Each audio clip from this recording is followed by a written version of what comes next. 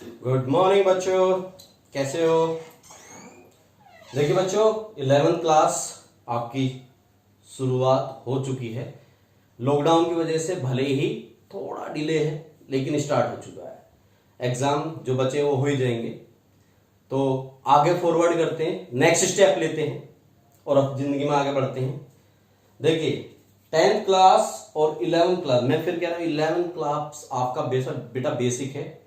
जिस बच्चे ने इसे बहुत सीरियस ले लिया वो 12th के साथ साथ किसी भी कॉम्पिटेटिव एग्जाम में बैठो, पास आउट होकर निकल जाओ। जिसने इसे क्या नहीं किया, सीरियस नहीं लिया, यकीन मानो इसको करने के लिए आफ्टर क्लास यानी 12th के बाद आप क्या फिर से इसको पढ़ोगे और इसके पढ़ने के लिए फिर वो 2 से 2.5 लाख रुपए आप देते हो। सीधा सा है, आपको 11th क्लास को बहुत अच्छे से मेंटेन करना है। 12th तो आप करते ही हो, क्यों? क्योंकि बोर्ड, तो 11th क्लास को भी कर लोगे। सीरियसली लेना, एक एक कॉन्सेप्ट क्लियर होता जाएगा, बस आपको बहुत अच्छे से फोकस करना है। तो आइए स्टूडेंट्स, हम स्टार्ट करते हैं। पहला चैप्टर है हमारा some basic concept of chemistry. Beautiful chapter, आसान चैप्टर और बहुत अच्छे से समझ में आएगा। देखिए सम बेसिक कॉन्सेप्ट में सबसे पहले बात करेंगे हम किसकी, मैटर की। मैटर क्या होता है? Matter, what is matter? Simple भाषा में बात करूं तो कुछ भी, कोई भी चीज having mass and occupy space, anything, इसकी डेफिनेशन तो आपने 9th में पढ़ी है। Anything which having mass and occupy space and we can feel it by its sense organs, on sense organs, यानी जिसको हम अपने सेंस ऑर्गन से क्या करते हैं, फील करते हैं, महसूस करते हैं, उसे हम क्या बोलते हैं, मैटर कहते हैं। एनीथिंग, तो मैटर और सब्सटेंस एक ही बात है, पहले तो ये समझ लो। मैटर हो या सब्सटेंस हो, बात एक ही होती है। तो मैटर क्या है? Anything which occupy space and having mass is called matter. Matter को हम क्लासिफाई जो करते हैं, 2 तरीके से क्लासिफिकेशन इसका किया जाता है। हम इसका क्लासिफिकेशन करते हैं फिजिकली करते हैं और केमिकली भी करते हैं।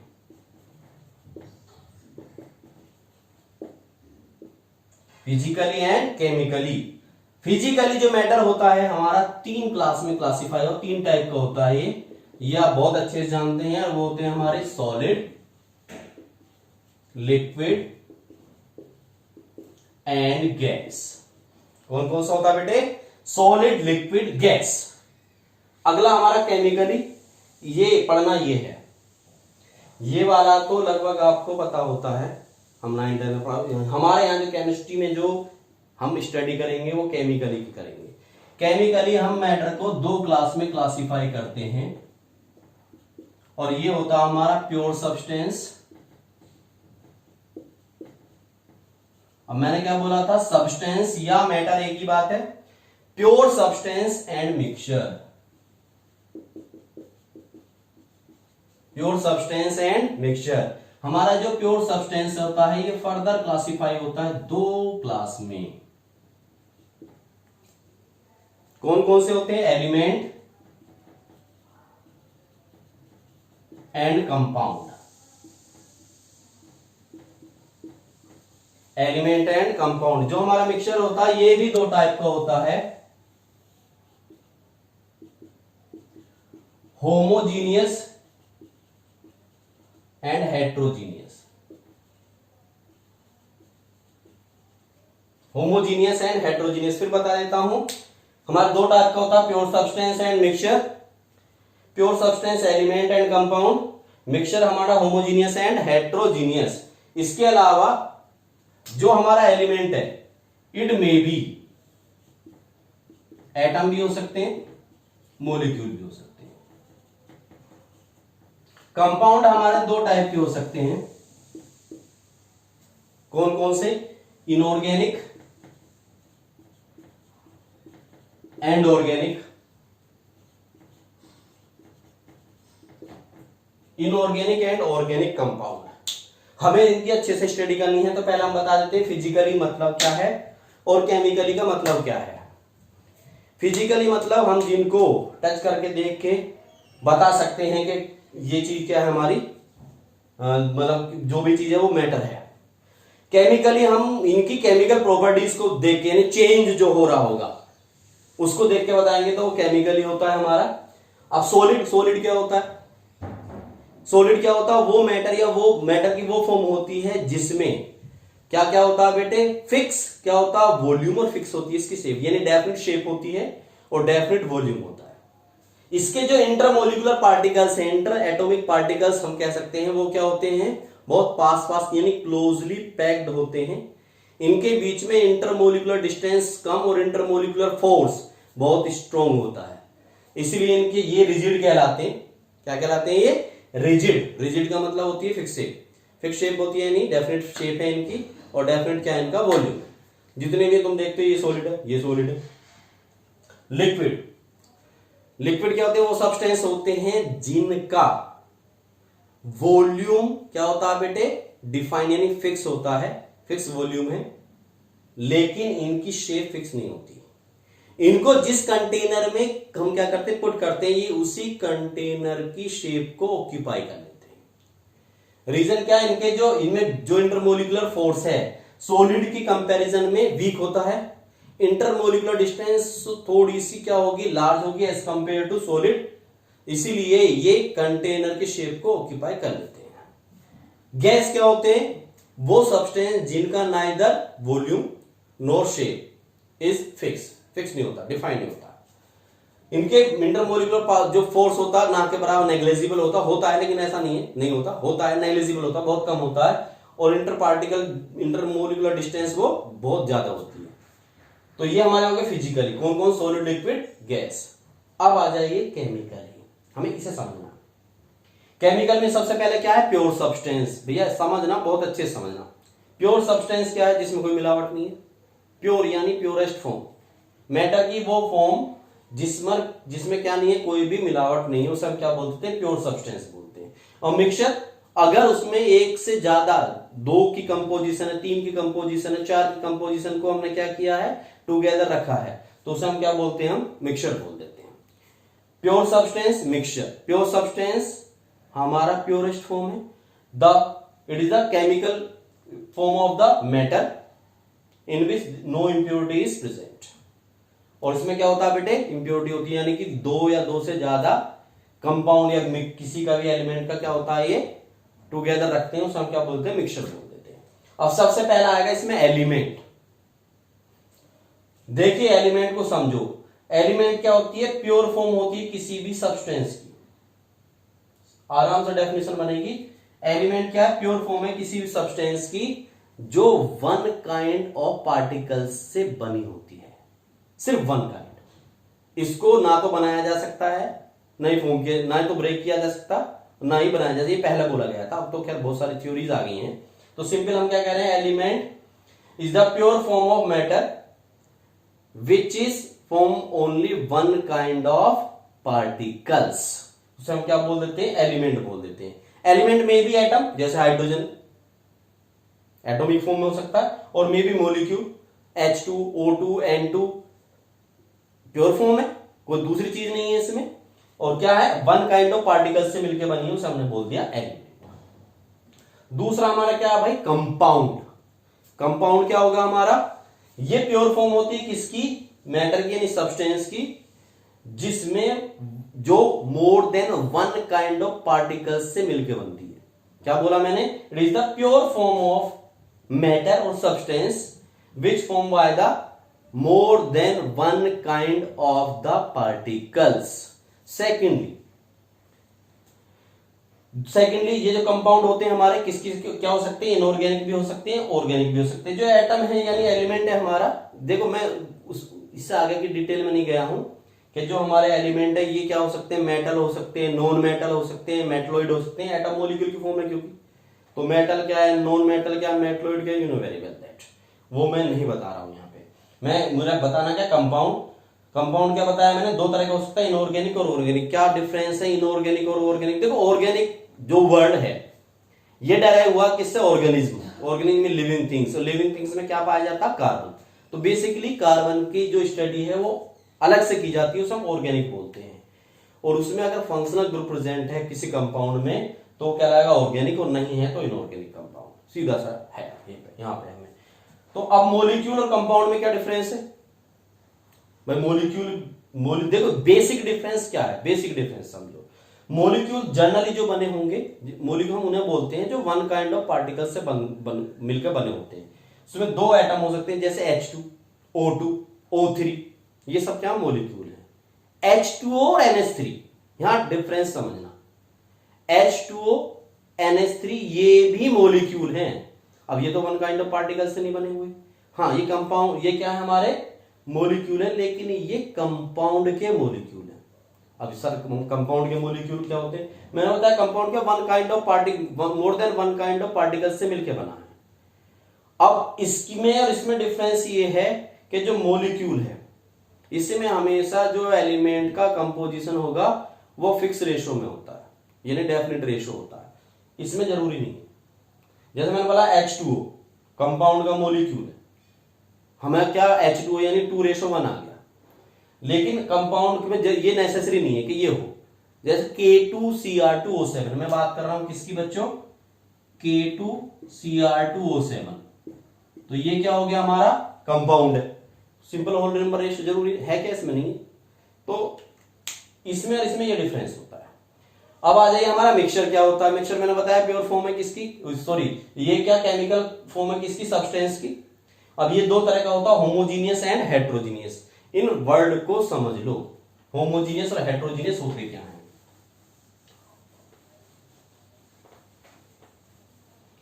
पहला मैंने बताया होमोजीनियस। होमो मीन्स सेम और जीनियस मीन्स होता है स्पीसीज जनरली। तो होमोजीनियस, अगर हम जब क्या कर रहे हैं मिक्सचर बना रहे हैं, मिक्सचर बनाते हुए अगर कंपोजिशन क्या है यूनिफॉर्म है थ्रू आउट, क्या है हमारी यूनिफॉर्म। अब यूनिफॉर्म क्या होती है? जैसे सपोज करो मैंने पानी लिया, पानी में मैंने शुगर डिसोल्व की, अब मैंने चम्मच से चला दिया, डिसोल्व होने के बाद आप ये नहीं बता सकते इसमें शुगर है या नहीं है, तो that is the uniform composition. और जो हमारा होमोजीनियस फॉर्म होता है, होमोजीनियस मिक्सचर होता है, इसे हम सॉल्यूशन भी बोल देते हैं। सॉल्यूशन क्या होता है हमारा? एक होमोजीनियस मिक्सचर है। समझ में आया क्या बोला है मैंने? अगर मिक्स होने के बाद कंपोजिशन कैसी हो जाती है हमारी? यूनिफॉर्म हो जाती है। और यूनिफॉर्म का मतलब क्या बताया मैंने? फिजिकली उसे हम क्या सेपरेट नहीं कर सकते। सबसे आसान तरीका ये है कि फिजिकली हम उसे क्या नहीं कर सकते, सेपरेट नहीं कर सकते, तो वो हमारा होमोजीनियस है। हेट्रोजीनियस है। हेट्रोजीनियस क्या है? अगर हम मिक्स कर रहे हैं, जैसे मैंने क्या लिया, पानी ही लिया, चलो, और उस पानी में मैं रेत सैंड डिसोल्व कर दूं, सैंड को कितना तुम डिसोल्व कर, कुछ दिन बाद अपने आप सेटल डाउन हो जाएगा, अलग आप हम उसको फिजिकली क्या कर सकते हैं, सेपरेट कर सकते हैं, तो हेट्रोजीनियस। या चीनी ली, चीनी में मैंने चाय पत्ती, चाय नहीं चाय की पत्ती, चीनी और चाय पत्ती को मिक्स किया, तो मिक्सचर तो वो भी है, लेकिन वो कैसा हो गया? हेट्रोजीनियस हो गया, कंपोजिशन यूनिफॉर्म नहीं है। तो ये हमारे क्या आते हैं? हमारे मिक्सचर दो टाइप के, होमोजीनियस और हेट्रोजीनियस। समझ में आया होगा आपको ये टॉपिक। अगला हमारा इससे जो टॉपिक है वो हमारा क्या? Physical quantities.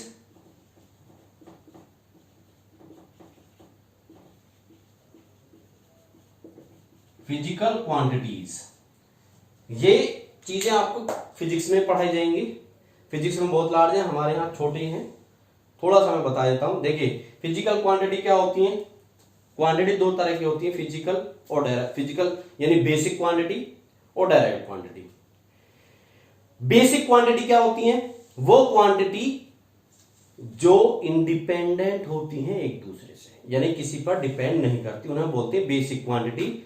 और डायरेक्ट क्वांटिटी वो होती हैं जो क्या करती हैं? डिपेंड करती हैं, एक दूसरे पर डिपेंड करती हैं या बेसिक क्वांटिटी पर डिपेंड करती हैं, यानी बेसिक क्वांटिटी से डेराइव हुई हैं, तो उन्हें डेरिवेटिव क्वांटिटी बोला, डेराइव क्वांटिटी बोलते हैं। हमारे में बेसिक क्वांटिटीज जो होती हैं, बेसिक क्वांटिटी, यहां लिखेंगे उनकी यूनिट्स और यहां पर सिंबल, ये याद होनी चाहिए आपको। कितनी है? 7 है। कितनी है बच्चों? 7। पहली होती है हमारी कौन सी? मास। क्या होती है? मास। दूसरी होती है हमारी लेंथ। तीसरी होती है हमारी टाइम। पहली क्या बताई, मास, दूसरी लेंथ, तीसरी टाइम, चौथी टेम्परेचर।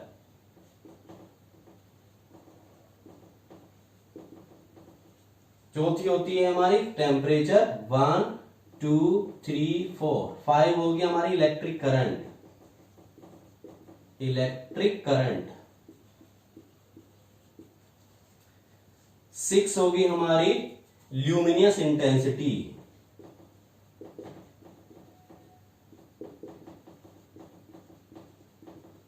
और लास्ट होती है हमारी 7 अमाउंट ऑफ सब्सटेंस।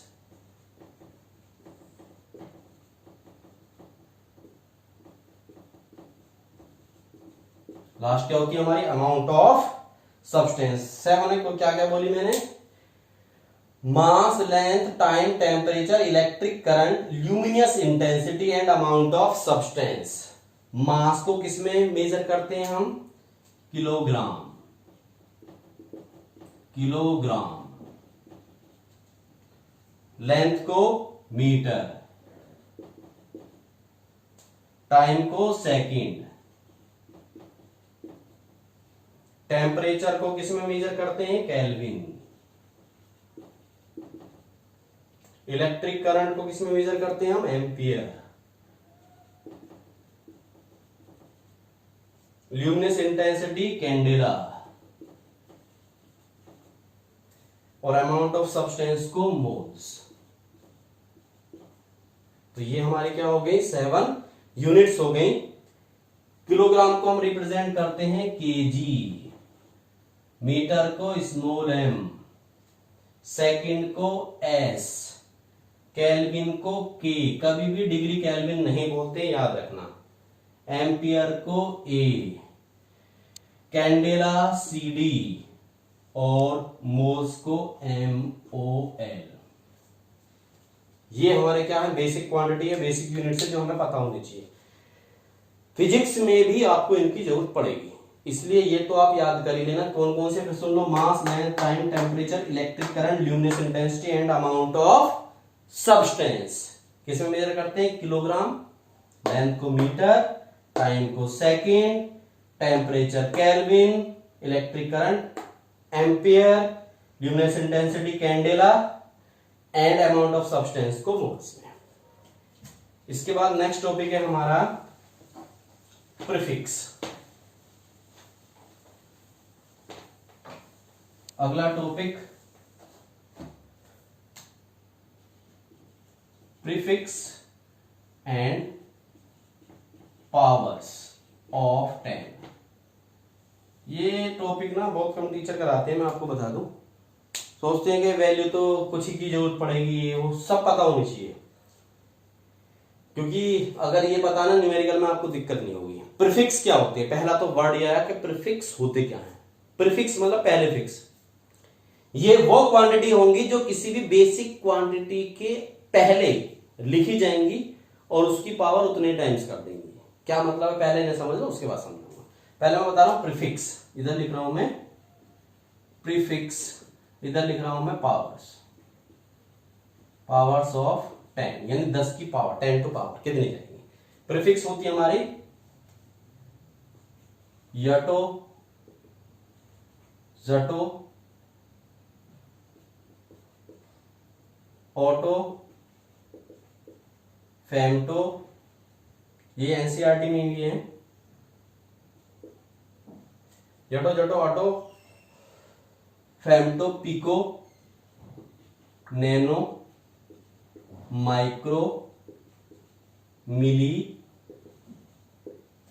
फिर देख लो, yocto, zepto, atto, femto, pico, nano, micro, milli, centi, deci, deca, hecto, kilo. Yocto, zepto, atto, femto, pico, nano, micro, milli, centi, deci, deca, hecto, kilo.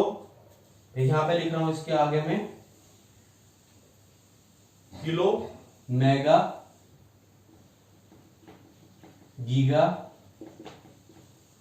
टेरा,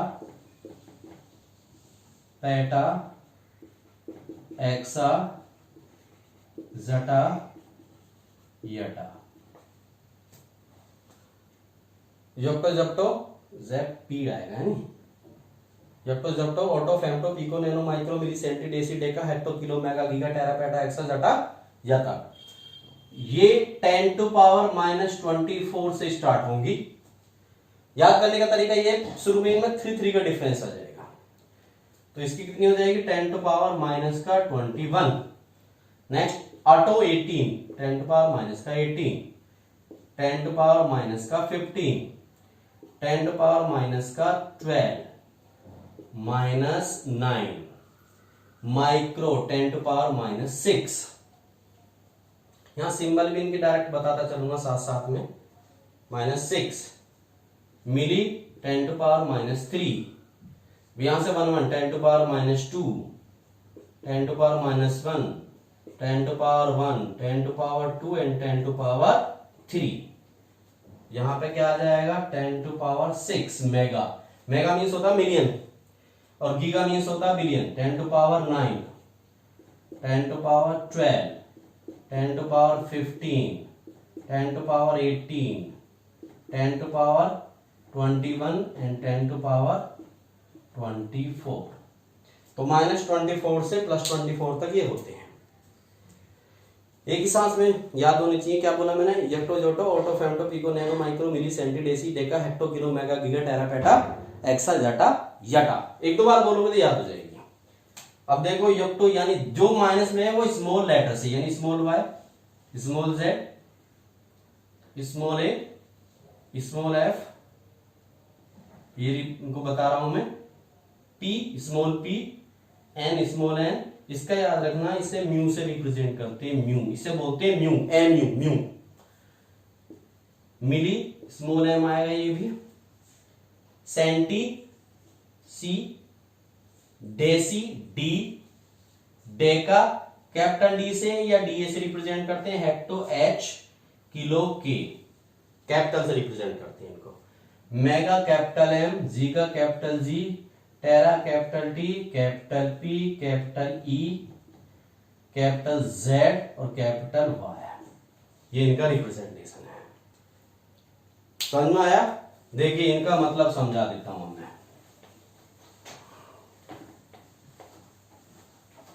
prefix का क्या मतलब है? जैसे हमारे में आया मीटर, मीटर किसकी यूनिट थी? हमारी लेंथ की, डिस्टेंस को मेजर करते हैं।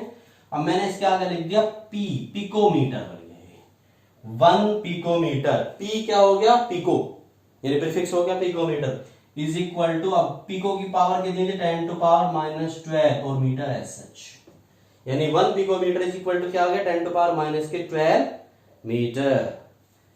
Nano second 10 to power minus के 9 सेकंड, ठीक है ना। माइक्रोमीटर 10 टू पावर माइनस के 6 मीटर। मेगा कैपिटल एम है, मेगावाट आप अक्सर पढ़ते हो मेगावाट, कितना हो गया? 10 टू पावर 6 वाट। तो आई थिंक प्रीफिक्स का मतलब समझ में आया आपको? क्या बताया मैंने प्रीफिक्स का मतलब? पहले फिक्स ही किसी भी बेसिक क्वांटिटी के आगे लगेंगे, उसकी पावर उतने टाइम्स कर देंगे। इसके अलावा कुछ चीजें जो एनसीईआरटी में नहीं दी हैं आपको पता होनी चाहिए। जैसे पहला वर्ड आता है माइक्रोन, माइक्रोन इसे भी म्यू से रिप्रेजेंट करते हैं। माइक्रो प्रीफिक्स था, उसे भी म्यू से रिप्रेजेंट करते हैं। माइक्रोन ये प्रीफिक्स नहीं है, ये है unit of length, unit of length यानी डिस्टेंस को मेजर करते हैं इसमें। और 1 माइक्रोन इज इक्वल टू होता है 10 टू पावर माइनस के 6 मीटर। आप डिफरेंस समझ लो। देखो micro is a prefix, prefix किसी के आगे भी लग सकता है, सेकंड के आगे भी, टेम्परेचर के आगे, टाइम के आगे, किसी के आगे भी। लेकिन अगर सिर्फ म्यू लिखा है तो इसका मतलब है ये क्या है? माइक्रोन है, और ये किसकी लेंथ की यूनिट है? जिसमें 10 टू पावर माइनस 6 मीटर है। एक दूसरा हमारा होता है एंगस्ट्रॉम, ए नोट से रिप्रेजेंट करते हैं इसको, ये भी यूनिट ऑफ लेंथ है।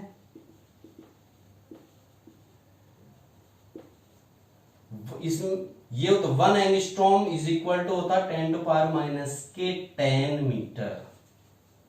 1 angstrom is equal to 10 to power minus के 10 मीटर, याद रखना। इसके बाद नंबर 4 जो आपको पता होना चाहिए, लाइट ईयर।